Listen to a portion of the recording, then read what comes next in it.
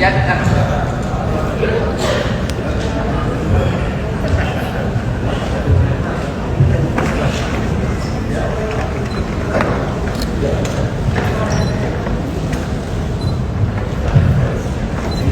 Baik, selamat pagi teman-teman, selamat tahun baru. Assalamualaikum warahmatullahi wabarakatuh. Salam sejahtera kita semua. Terima kasih. Hari ini PSSI akan melakukan press call bagaimana langkah-langkah PSSI untuk tahun 2025. Di tahun baru sudah pasti banyak langkah-langkah ke depan yang sudah kita planning, dan langkah-langkah ini akan kami sampaikan nanti pada teman-teman. Semuanya akan disampaikan hal-hal yang memang dianggap perlu disampaikan. Untuk itu, supaya kita tidak berpanjang-panjang, kita langsung ke Pak Ketum untuk menyampaikannya. Terima kasih. Assalamualaikum warahmatullahi wabarakatuh. Salam sejahtera untuk kita semua. Shalom, Om Swastiastu, Namo Buddhaya, salam kebajikan. Tentu apa yang kita lakukan hari ini tidak lain untuk kebaikan tim nasional. Kalau dilihat PSSI 1,5-2 tahun terakhir mempunyai program yang sangat konsisten. Kita bisa lihat bagaimana keseriusan kita membangun tim nasional putri, juga kejuaraan-kejuaraan untuk U17, U19 kita lakukan semua dengan segala prioritas dan juga target-target yang kita lakukan secara bersama-sama, dan kita lakukan secara transparan tanpa ada agenda tertentu. Tentu kita mengucapkan terima kasih kepada kinerja Coach Sintayong selama ini, dan hubungan saya sangat baik, dan kita lakukan yang terbaik untuk program-program yang dikehendaki. Tetapi tentu dinamika daripada tim nasional ini perlu juga menjadi perhatian khusus oleh kami dalam evaluasi.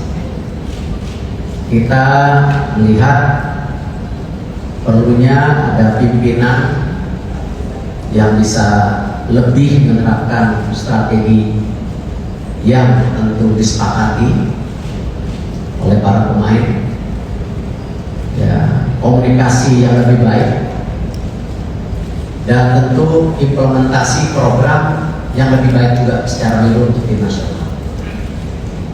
Dan Pak Marji sudah ketemu Coach Sintayong tadi pagi, dan Coach Sintayong sudah menerima ya surat menyuratnya. Nanti tentu ada proses yang berikutnya mengenai hubungan kita yang sudah berakhir, dan saya mengucapkan sekali lagi terima kasih. Dan kami sudah mendapatkan calonnya. Nanti juga kita undang semua media untuk press conference berikutnya di tanggal 12 nanti, kurang lebih jam 4 sore. Jadi kalau ada dari pihak media atau teman-teman yang ingin tanya jawab, nanti langsung saja dengan pelatih penggantinya. Ya, tanggal 11 malam sudah mendarat, tanggal 12 nanti kita beri kesempatan untuk media bisa melakukan tanya jawab. Dan tentu beberapa agenda yang kita akan lakukan untuk hari Minggu dan Senin, ya, pertemuan dengan Exco, pertemuan dengan Menpora, kunjungan mengenai fasilitas yang kita miliki selama ini mempergunakan dan lain-lain. Dan tentu komposisi pelatih juga saya rasa ini bukan leadership tersendiri, tetapi komposisi yang kita lakukan juga untuk sebuah teamwork secara menyeluruh, karena pelatih sendiri akan didampingi dengan beberapa asisten yang kualifikasinya tinggi, sehingga ini menjadi sebuah improvement, ya, supaya kembali perjuangan kita untuk menuju Piala Dunia kita coba sekritikal mungkin, segala kekurangannya kita bisa atasi, karena target utamanya di Piala Dunia. Dan keputusan ini bukan ya karena tentu tim nasional ini milik siapa-siapa, tapi milik Indonesia. Tidak ada ya persepsi, oh tim nasional ini milik Erick Thohir, milik PSSI, atau milik coach, ya tidak. Tapi bagaimana kita memastikan semua dinamikanya ini kita ukur sebaik-baiknya sehingga hasilnya juga bisa lebih konsisten.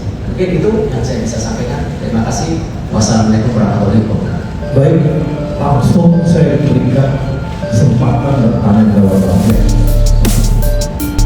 Silahkan simak video berikut, perjalanan Sintayong bersama Timnas Indonesia.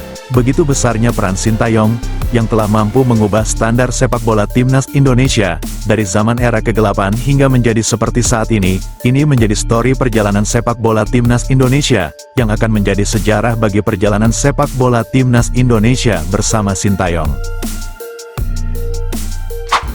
Begitu besarnya peran Erick Thohir yang berkolaborasi bersama Sintayong dalam memajukan dan menciptakan sistem standar tinggi pemain Timnas Indonesia.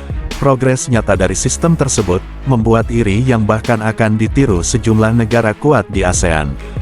Dalam sebuah wawancara bersama aktor ternama asal Korsel, yakni Lee Kyung Kyu, Sintayong mengungkapkan skenarionya untuk mengukir sejarah, agar Indonesia lolos ke Piala Dunia untuk yang pertama kalinya. Sintayong menjabarkan skenario yang akan mereka jalani bersama PSSI. Ia mengatakan, di 4 laga yang tersisa, minimal kami harus menang 2 kali, 1 kali imbang, dan 1 kali kalah. Kalau itu terjadi, terburuknya kita dapat berada di urutan ketiga atau urutan keempat, kata Sintayong pada Lee Kyung Kyu. Dibandingkan dengan Korea Selatan, apa perbedaannya antara melatih Timnas Indonesia dengan Korea, tanya Lee Kyung Kyu. Sintayong menjawab, waktu di masa awal saya melatih dulu, para pemain Indonesia itu mudah menyerah, bahkan mereka sudah menyerah duluan sebelum bertanding.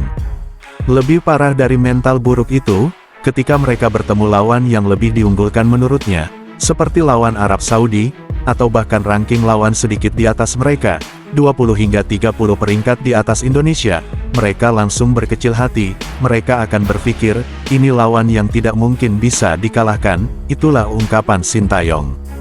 Era tim nasional zaman dulu, memang sangatlah gelap. Mental hingga fisik para pemain timnas dulu sangat buruk, di Indonesia sangat mudah untuk menjadi seorang pemain tim nasional, tanpa memperhatikan banyak faktor. Seringkali mereka menyerah sebelum bertanding.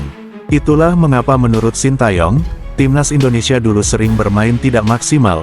Dengan begitu, tentu Indonesia sering dianggap remeh oleh hampir semua lawannya. Dari perbincangan Sintayong tersebut, memanglah benar dan sesuai dengan fakta, bahkan, hal itu diakui langsung oleh salah satu mantan penyerang terbaik Timnas Indonesia, yakni Greg Nwokolo. Ia bahkan menguliti masa kelam Timnas Indonesia zaman kegelapan dulu. Greg Nwokolo mengatakan, dulu hampir semua pemain yang bermain di Liga Indonesia, semuanya mantan pemain tim nasional. Menurut Greg Nwokolo, itu sangat aneh dan konyol. Mengapa bisa hampir semua pemain Liga Indonesia, hampir semua mantan pemain timnas, padahal kualitas mereka di bawah standar, tapi mengapa mereka bisa dipilih, dengan hanya bekal semangat bertanding saja, padahal ini level tim nasional yang mewakili sebuah negara. Lebih buruknya lagi, dulu tim nasional Indonesia tidak terlalu memikirkan soal strategi taktikal permainan, yang penting semangat saat bertanding, itu pun para pemain timnas dulu tidak dibekali mental, stamina dan fisik yang baik. Timnas dulu selalu kejar bola sepanjang pertandingan, tidak menekankan taktikal strategi, selain hanya terus berlari, para pemain timnas dulu hanya mampu bermain di babak pertama saja, setelah masuk di babak kedua, semua pemain kehabisan stamina dan pada akhirnya menyerah digempur oleh lawan. Tidak hanya digempur, bahkan tim nasional dulu kerap dibantai lawan dengan skor telak.